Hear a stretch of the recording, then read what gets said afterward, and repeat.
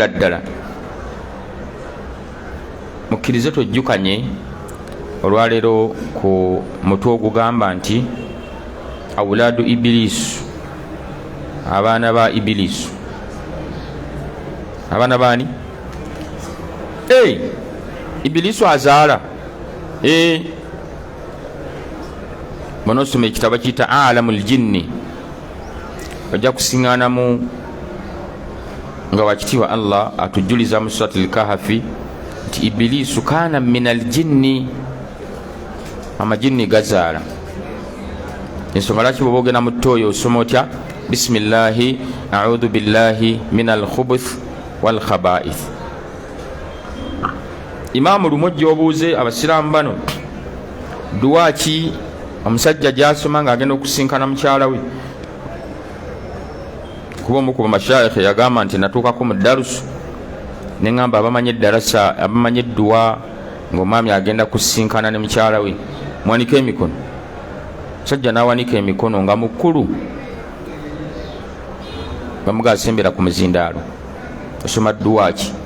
Naga nti nsoma bisimillahi audhu billahi minal khubuth wal khaba'ith.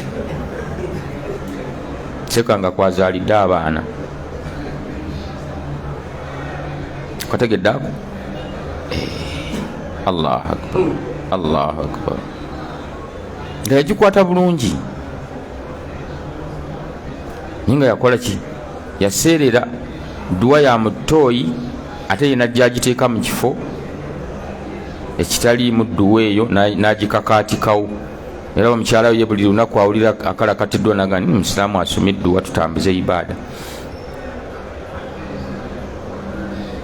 Walillahi alhamdu. Lwaki teweefuddeeko kumanya ibiliisu omulaba akulinnya akagere, yatondebwa atya, alya biki, anjagaza ki? Buli lwosoma ku mulabewo kikuyamba. Kivula abasawo bavaayo enkya n'eggulo ne batusomesa ensiri eno nti evaamu typhoid naki ne malaria. Gyekuume bwoti, nywa amazzi mafumbe, kuba bwogafumba obuwuka bukola ki? Bufa. Sula mu neeti. Bakunyonnyola ku kikwatagana n'ensiri n'obaako kyogguka noga nkitegedde amazzi mafumbe agotompa mbolo wabuuse. Muteekeko neeti, sijja kwebaka otya malaria agenda okujja mu maaso enkya. Wakadhalika ibiliisu alaihi laana ayina abaana. Lwaki? Mu suratul kahfi Allah yatugamba nti ibiliisu kaana minal jinni. Origino ye mu kutondebwa kwe jinni. Amajinni bono basomye mu suratul jinni, ojja kwesiŋŋana nga Allah yagassaako essula nnamba. Gazaala era gayina abaana. Era mu bino byolaba mu nsi ebitambula byonna biriko abaseese emabega ng'ebisiyaga ebyo biriko muwala wa ibiliisi, tugenda mutunulako wano gye bujja. Obwenzi era buliko omwana wa ibiliisi. Obubbi kyatula bamukuba ne bamutuusa ku accident efa. Oluwona ebiwundu n'addamu nabba. Taba yekka, abaako ekizimuzimu, bakiyita kizimuzimu, naye ng'eri emabega abeera mwana waani? Wa ibiliisi. Gubaawukkira bagandi wukkira ila dhalika, yakwasibwa omulimu ogwo ogwaki? Genda okubirize bubbi. Kubiriza bubbi bubeerewo, busaasaane, abantu babbe. Ne banaamukuba mukutulako ensingo, bwahotereramu bw'ataddeyo abbe. Kategedde ako? Wakadhalika olwali tuzze okumanya awulaadu ibiliisu. Abdurrahmani bin Abdillah as-Sahim عضو مركز الدعوة والإرشاد بالرياض سئل عن بعض أسماء أبناء إبليس ووظائفهم. ونميفو أمن يقول قولي نغاليكم مركز الدعوة كتب كساسانيا الدعوة والإرشاد بالرياض رياضي كبوغا كيكولو كسعودي عربية. يبوزبوا عن بعض أسماء أبناء إبليس أغامكم من يغابان با إبليس wawadhaifihim n'emirimu gye bakola. Katonda bakubuuza poliisi omulimu gwayo kuuma mateeka na biragiro. Militale nonyonyola, ate amagye, ate bano ate nga bayina. Wakadhalika ibiliisi naye yateekateeka. Mu kuteekateeka kwayo Sheekh atugamba nti hum bo bayina amannya wa wadhaifihim ne byebakola. Nagamba minhum mulimu haffaf wadhifatuhu idha'u nnas bitakhawifihim bidhuhurihim lilhayawanati muhifa. Agamba nti ono haffaf omulimu gwe ogwamukwasibwa kunyiiza abantu bwe baba nga beebase n'abaleetera ebinyiizo mwe muli n'agalooto ag'ensolo ezitiisa. Mulimu ensolo ezitiisa ng'okuloota ng'engo ekusazeeko, ekulumba, genda okudda emabega nnyanja, noga nti okunywa amazzi gano kanfaafa ganina kino ekitonde, oba nedda kaŋŋende mu mazzi. Nyanja tekulekera naawe ekutoomira oga nti nedda onoogenda okunzitanga mmizeeko gemmize niyomirako genkanaki.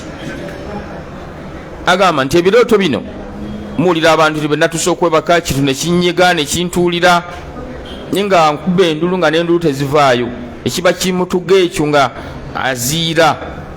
Kyekino ekitonde omu ku baana ba Ibilisi omulimu gwakola gwegwo. Owokubiri, Zalnabur huwa muwakkilu fi ssuuki bitaziyini awsafihim min allaghawi walkidhibi walqasamu alkidhibi. Subhanallah.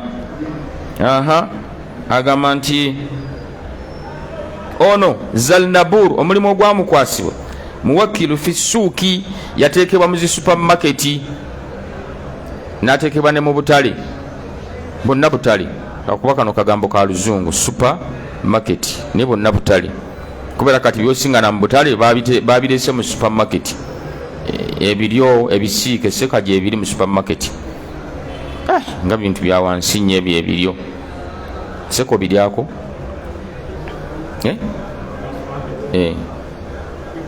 birungi si bibi mubiri bina emigaso. Sujju girye, kikuta kyayo kigaaye n'ebiryo bigaayiremu. Ngera bulaba meloni girye okuva ku ngulu bikuta byonna n'ensigo. Bono bosome ku benefits eza meloni ojja kulaba nga tebakukkiriza kusuulako kantu konna. Naye nze ekyannema yenniimu baga nti yonna gigaaye, yonna kikuta nsigo, seka akasigo kaayo kakaawo okusinga ekikuta, ate n'ekikuta kikambwe niteeka mu tamagaaya. Wakiriko waliteekako mu blender neekuba n'oyiwayo buyino ga mufaafaaga n'olubuto. Olaba alyako amulali amala omutabulano n'ateeka naga lubuto lunaamanya, nayo ne lumuweereza omuliro ng'amufuluma eri emmanju nti oguwulidde tubadde bubi. Allahu akbar. Zalnabur omulimu gwe yakwasibwa butale. Obutale buno bitaziyin, okuwundawunda ebikyamu, minallagawi, mulimu emizannyo mu butale, walkasamu alkadhibi, n'okulayira nga omuntu alimba. Engege eno yalero, wallahi yalero ngulaba ninkufiira kweri nti anguze musiraamu mashaallah. Allah gituuka ekaba gitokosanga eringa buugi. Mama baana yaga nti engege ngevaamu ekisu, wallahi yaduze enva zitufudde, kati ennyanya zange ne butto bye bimuluma okusinga gwe sente ziwatadde mu ngege. Twala 2 n'ekitundu zigenze nenge yakuguza alayira lwakuba ali mu butale. Ani abaleetera okulayira nga balimba? Zalnabur. Era mwe muli obubbi, lole neyingira, subhanallah, nolabanga onajjeyo jaketi, bwakwata omummonde bwagusonseka mu jaketi ye nomugaa nti ani akusuubuza. Asoolayo bwateeka mu jaketi ye lole egenda okupaakinga nga jaketi zijjudde, naafuna waayiwa. Abali awo nga lole yensawo z'emere etuuse, asoolayo bwapakira eno, akawungezi n'alyoka atuuma kidomoole wano, kidomoole sekatogulanga kidomoole ng'ogenze mu katale. Nogamba ono yagisuubudde, wabanne batunda ntono, eyo no nga nnyingi, kati saasuubudde lwaki kitunda kidomoole. Yabbye kati atunda bingi, bw'ogula ebyo n'otwala eko botwalidde abantu bu haramu. Bamuyita Zalnabur, akubiriza ebyobutale abantu okutunda nga balimba, n'obubbi. Obubbi buli mu butale, subhanallah. Islaamu yagenda mu wina okugula empale, bamala ogigula bamuga nti leeta tukutere mu kaveera, leeta mu kuceeka wano wansi bateeke mu kaveera, bateekamu bigoyegoye nga basibako, banywereza ddala nno tosobola nakukataggulula. Kasiba ati najjako n'empulutuzo n'asika n'anyweza n'addamu n'ogwokubiri, n'ogenda okwetegereza okusumulanga wano avuddewo. tukeka kasukira mama abaana tulabe ejjiini bazibaseera kebera olabe Allah mukazi yakuba akakule nga biwuziwuzi nakuba akakule naddamu nagati usikaki ngogamba tentuuka nga wallahi byetegereza birala nebiri mukaveera birala la ila ogenda okukebera nagati mpanawe empale yangu ogitadde akaveera kokaako omusajja akebera empale mu nnyumba nga aloze gyaleesi wallahi nga bigoyegoyi myaye byeyamusiba sente aziridde n'amusiba ebigoye jini ye n'agenda nayo ne sente Zalnaburu yakola ebyo subhanallah era ojja kusiŋŋaana nti mu butale muno baŋŋamba nti bw'oba ogenze mu olina okugula ebintu towummuza kaveera eri ajja n'akaveera ng'ataddemu ebikuta by'amatooka abaza ani awummuza oluwummuza bw'oti ng'ajjawo akako ng'ateekawo ak'ebikuta by'amatooka era okula akaveera kuwe kali ng'oguma mama wana yaga nti we ebikuta by'amatooka atoleese byaki tinedda naawe omumwe muli engege nkuze engege embisi wano nenteekamu n'ekinyoobwa byonna biri omwo nga ni mukadde wange oleese ebikuta by'amatooke Allahu akbar wallahi ogenda okukebera akaveera nga kajjudde ebikuta by'amatooke nakati nga bijjeewa bino baŋŋamba awo mubijanjala we mupaakinga n'oyimirira bwoti nossa akaveera ku wansi amaaso n'ogateeka ku bijanjala ogule sente mmeka eneri yakubaza agala okutegula wansi akaveera ategewo akalala bwekaba ka bbulaaka baleeta ka bbulaaka naye kati bwakiragala bwe bwakyaka ayita nakakiragala olaba kijana alina ebikuta by'amatooke alina gwabazi noga nti oba bitwalira mbuzi alinda awummuza akubaze olwemmuza banga ajjawo ng'ateekawo subhanallah genda okutuuka nga mama abaana omutwalidde ebikuta by'amatooke nebikumenya nno tugaye subhana singa nabitegedde Zalnaburu yakola bino era mu butale obwo mujja okusiŋŋaana balinga babikola luli ne kati babikyusaamu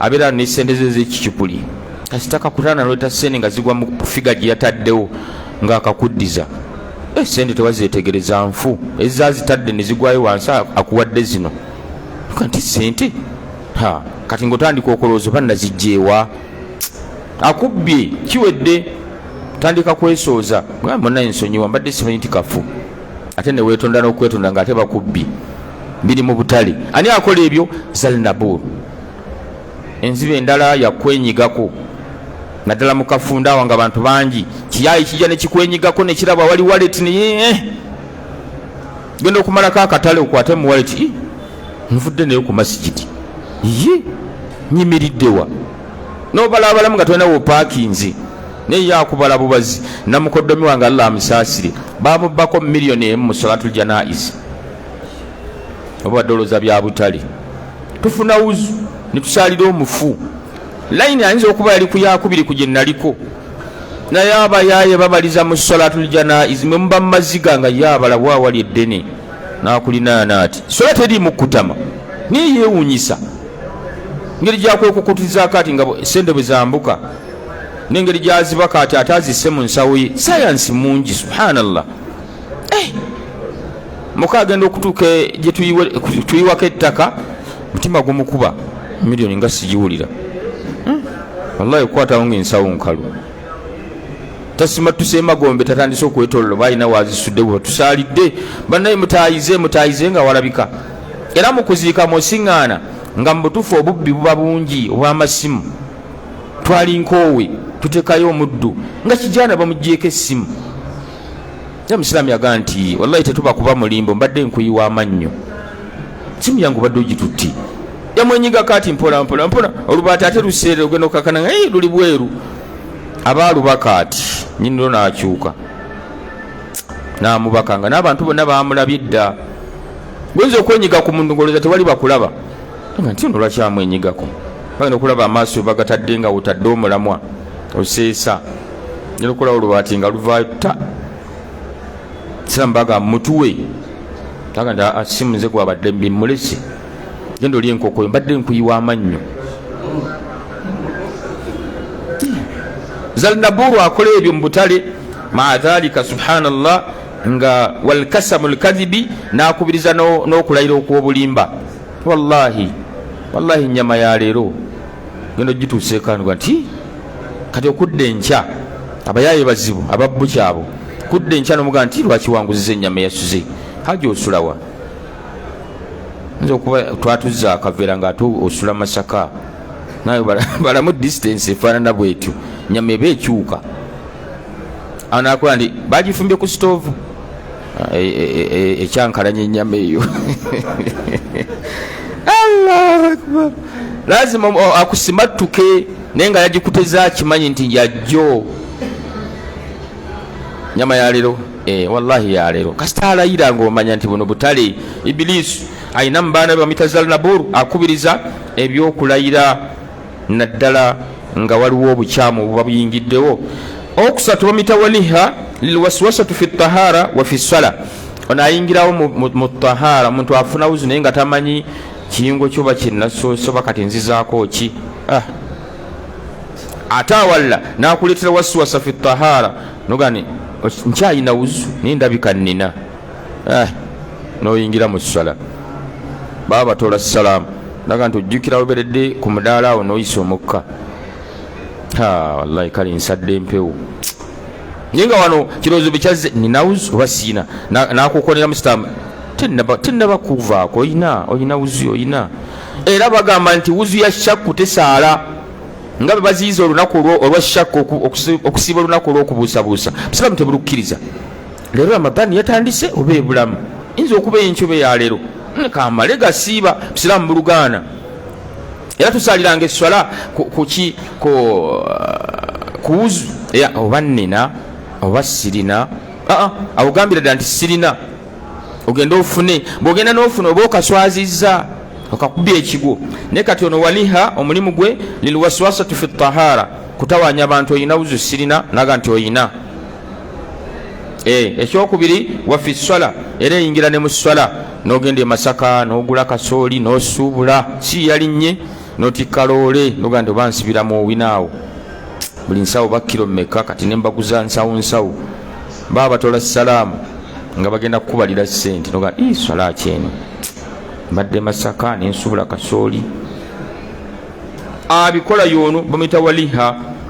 Namba 4 bamita abidhu lilwasawasatu ila al-anbiya'i wal athari yalinga atawanya bannabbi wal athari n'abafaanana bannabbi be bawalimba mashaikh abakulu nogamba nti seeka ne irimu yonna gyayina kyekimulemesa okutereza eddiini nasigala nga ali ku saidi nga ate bbi entuufu. Kyokulabirako kitono waliwo sheekh kubatugamba nti yayiwako amafuta ng'agayiwa mu piraawo abantu kyekimuyisa mu piraawo ye takwatagana na dduwa zaabwe ate nasalawo piraawo yenna mukyankalanya imaani yamulinnya bwetyo. Kati bano ne batunuulira emyaka gye ne gitambula gigenda okuwunzika ng'ate naye ku piraawo oyo kwawangaalira ngali mu dduwa baga oyugula boyo wejjibo oyo Allah yali mukambwe nnyo myaka giri yakwatako n'amafuta n'agayiwa ku mupiraawo mugenzi okera ku makyanga ate naye agandi faddal mashkura kyembere ku piraawo okategeddaako kati itawanya abalina ku kyebalinawo ku erimu bamuyita abidhu. Namba 5 bamuyita sabar ana tazyin akola tazyin lilmusiba bimusibatihi khumsul wajhi wa shakkul wajhi wa latmul khaddi.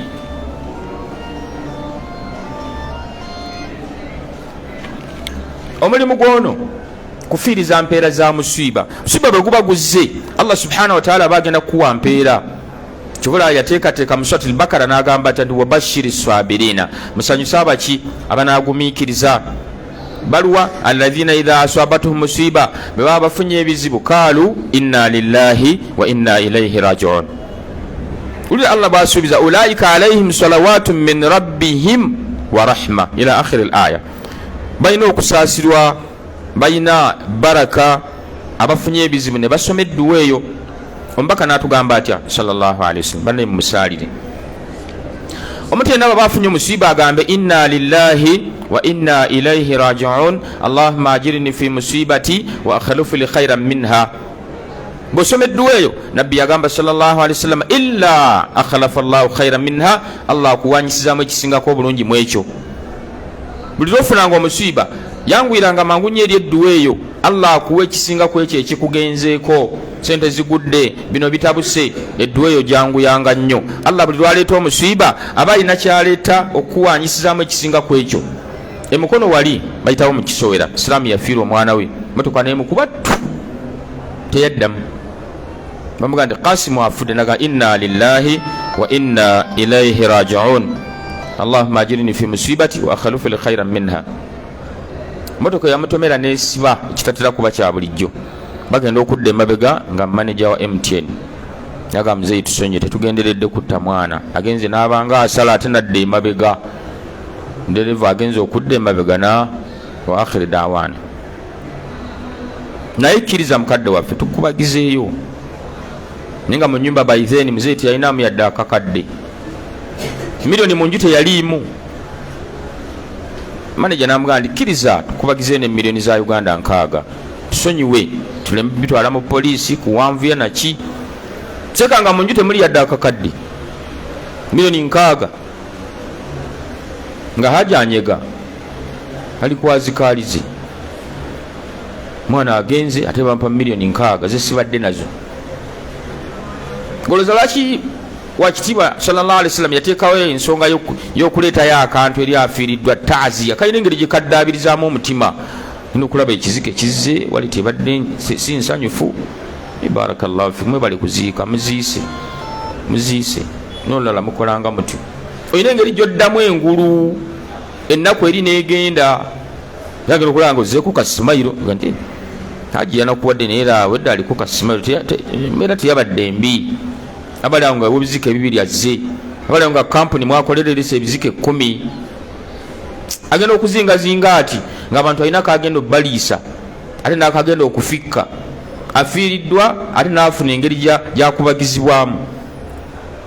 Baga nti wagenda okuyita ewiiki nga haja alhamdi tamalize n'olubuto kweruli nga n'emukono mu tawuni afunyewo ekizimbe. Miba buloka bano kasita ofuna akajja Allah banguwa be bamanyi aweddemu, be bamanyi atuuse.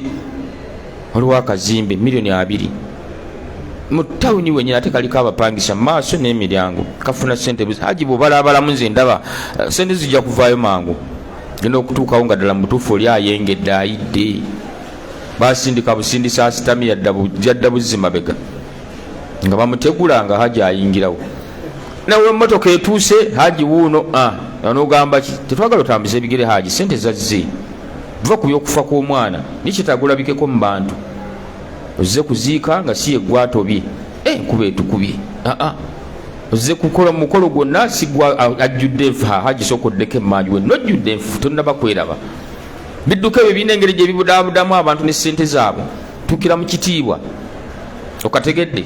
Haji nga yeevuga mu wiiki emu nga n'ekizimba amaze okukifuna kiri mu mikono gye. Olaba oluvannyuma lw'okufiirwa edduwezze okategedde ako. Ate tuddeyo mbaka sallallahu alaihi wasallam asiŋŋaana mukyala Talha ng'afiiriddwa bba Talha yalina lulungi. Agenda okutuuka nga n'omusajja tebannamuzza maaso. Tusigadde dakika 5 tumalize ab'ebitiibwa. Mbaka n'agamba sallallahu alaihi wasallam mulina kye mukozeewo nti tewali. N'agamba omukyala ndigamba inna lillahi wa inna ilaihi raji'un, Allahumma ajirni fi musibati wa akhlif li khairan minha. Mukyala bamala okusoma edduwa eyo nabbi sallallahu alaihi wasallam nazzabba amaaso kuba bwe yafa amaaso gaasigalayo nga galalambadde n'agazza n'asoma edduwa gye basomerawo. Omukyala wayita akaseera Allah mbaka sallallahu alaihi wasallam n'amwogereza. Bigambo byali bingi, nze ndi mukyala wa bujjani n'abaana bangi biki mbaka namugana nange njagala omukyala alina obujja njabugumira nsabe Allah abukukendeereze tusobole okutambuza obufumbo. Abaana ate njabbaagala beera mugumu. Mwe mukyala buli waba akuzza ku nsonga ate nawe n'omulaga obunafu kiraga nti ojja mwagala ye nga ate toyagadde baana be. Naddala abaagala abakyala nga balina abaana. Baizayo ninayo oluwala eyo luwala lulungi luwanvu smart anaaba alwagadde inshallah itako ku office n'abalala gye bali naye olwo luli current olwakalipootinga lukubako booti eriiso oyinza okufuna amahabba tibwegukujjula nga tukulumbisa ng'olwogereza teweekumira mbowoolo okategedde ako ofisi yaffe ekola emirimu egyo byawunihi tabaraka wa taala okulaba nga abawuulu bafuna abakyala n'abakyala bafuna abaami abalongoofu. Sajja ayinza okubeera nga ebiseera ebinonye omukyala tabiina naye buli lwayite wa imaamu we Gaddafi nga mu lutimbe wano waliwo omwana abandi ayengedde muga nti awo waliwo zaituuni jangu wano baada lasiri twogeremu.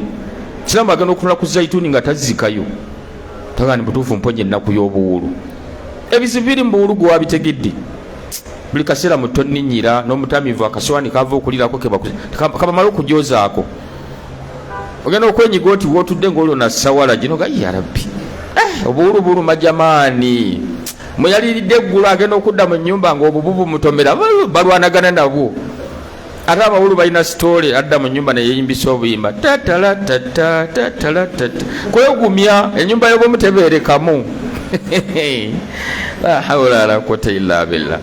Nolaba nga ali mu ssuuka wiiki ate namugamba kuzange ane nanvunaana zigubye naye nga bwajja n'agwa bwezitunulako nogamba la ilaha illallah tubalaba kutambula mu kkubo mwafa dda zino zisuuka mwosula ane naŋŋamba zoozi obuwuulu buluma.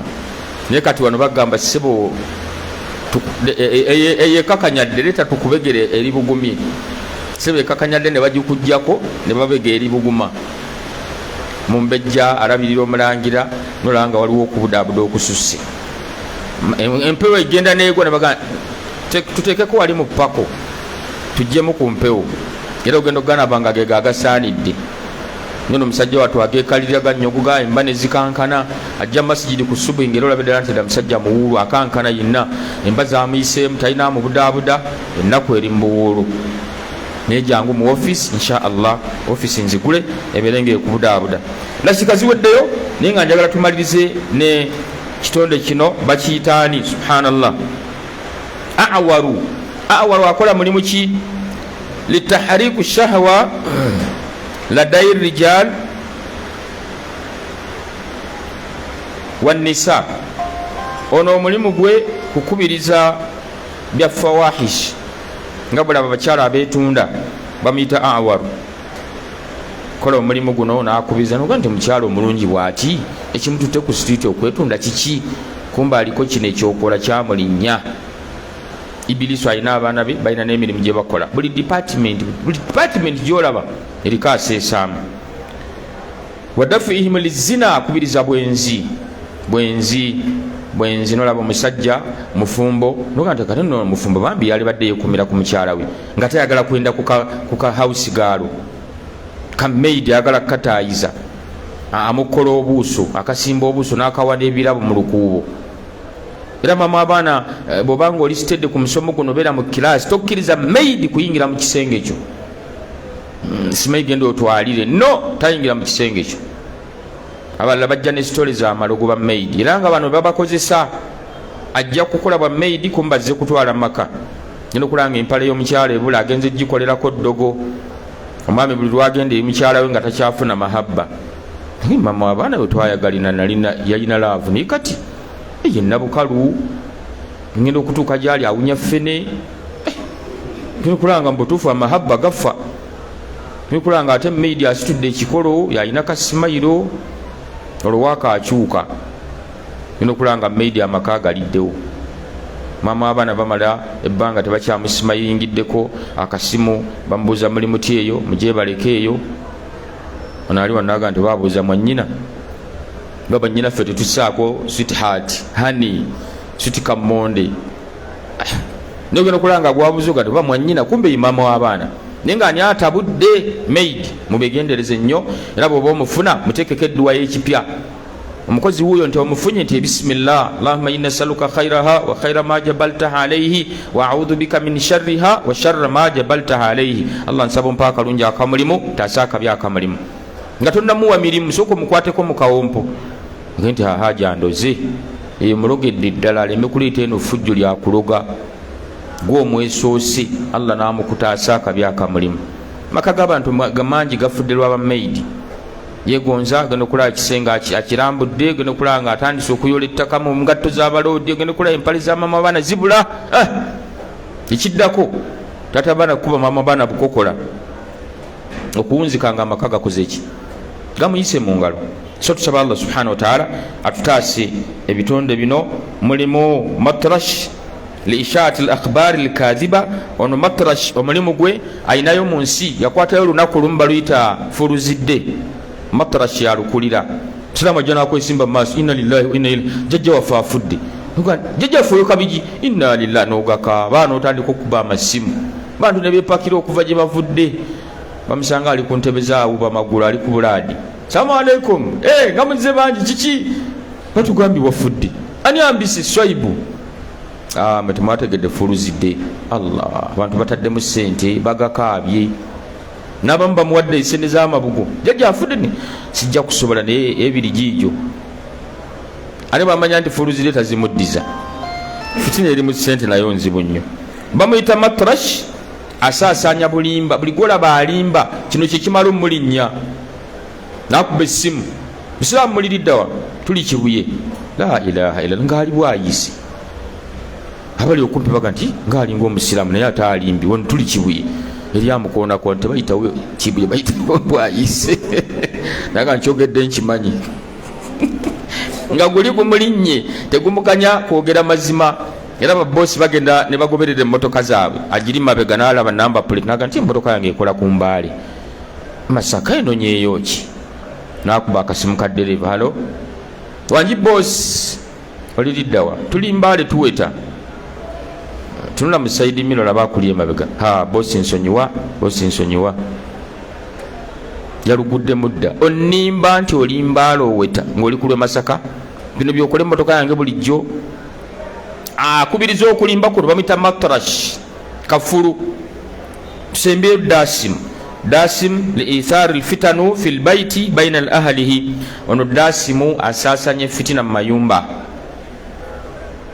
step mam takwatagana na baana be batazaala ono atala ayombagana ne senga ate senga atuloga ebyo biri mu famire bamuyita ono dasim itharu alfitan fi lbait asasanya fitina mu mayumba noga nti senga yenninze kuziika buzisagala namusinkana yansombera eddagala ngaalisomba njavuwale nibane tusirikiriremu lwaki basenga tebagala baana babanyinaabwe owulira embeekule ziri mubasenga senga yaloga senga yakola bino nilokulanga senga yekise mu baana bamwanyina obutafumbirwa ate bajja okuwasa omwana muwala oyo bamuleetera olugoyi tayambala mugomesi mwana oyo lugoyi lwa senga temuluteekako ne wallahi bebasinza okukola fitan okusiba tebafumbirwa ngenda okwetolera oti ngaensonga ziva ku senga anti senga kati ate bwe yagira bwati ate nawe bosi agenda okuwasa era senga sebo yakolera sekoteka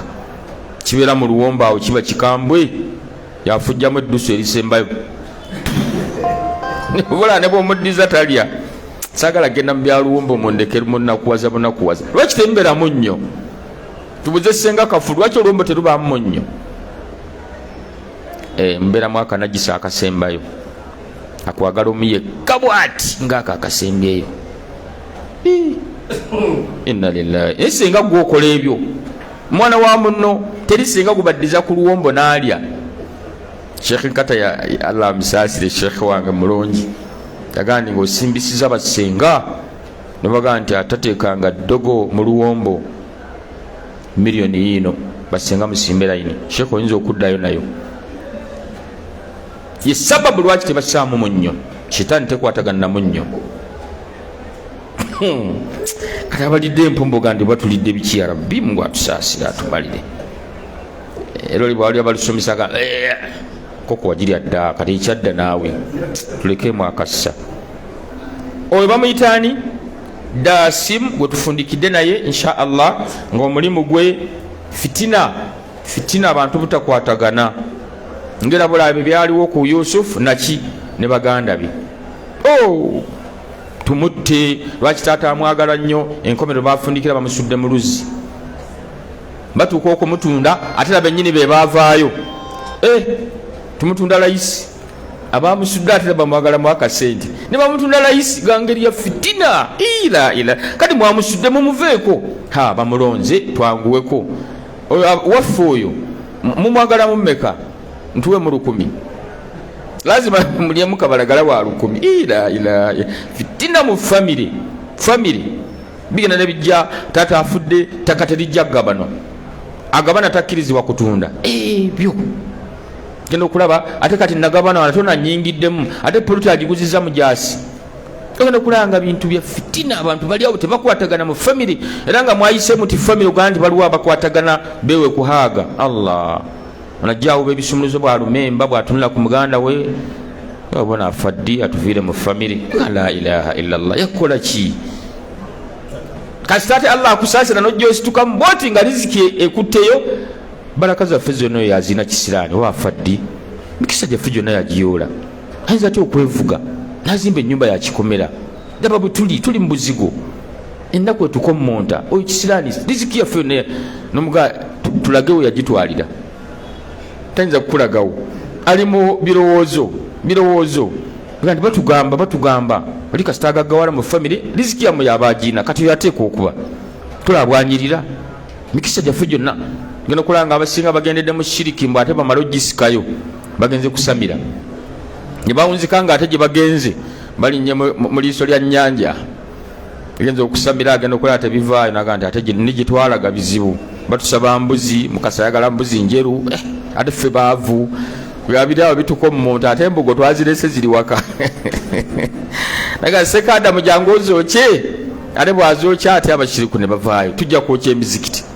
mudeyo muzokye tetunaba kulumbagana masabu omuntu agonze n'aleeta ebibbo bye bibayokya mututegeere bulungi tetuyinza kulumbagana sabo ng'oli asawula omusiraamu avudde naga nze ndaba tebinkoledde biibyo tuleeta parafini yalla nga bikoleera kati kano ka video ketukwata nga abalongo babookezza eri abafuna obusajja naga abalongo abookezza tajja kusulawo bagenda okulaba ku kutuba innal hamdalillah yoyo nti akyali mulamu ربنا تقبل منا إنك أنت السميع العليم وتوب علينا يا مولانا إنك أنت التواب الرحيم ربنا إننا ظلمنا أنفسنا وإن لم تغفر لنا وترحمنا لنكونن من الخاسرين واعف عنا واغفر لنا وارحمنا أنت مولانا فانصرنا على القوم الكافرين توفنا مسلمين وألحقنا بالصالحين غير خزايا ولا مفتونين نسألك الهدى والتقى والعفاف والغنى واجعلنا هداة مهتدين وصلى اللهم على محمد وعلى آله وصحبه وسلم والحمد لله رب العالمين. السلام عليكم ورحمة الله وبركاته.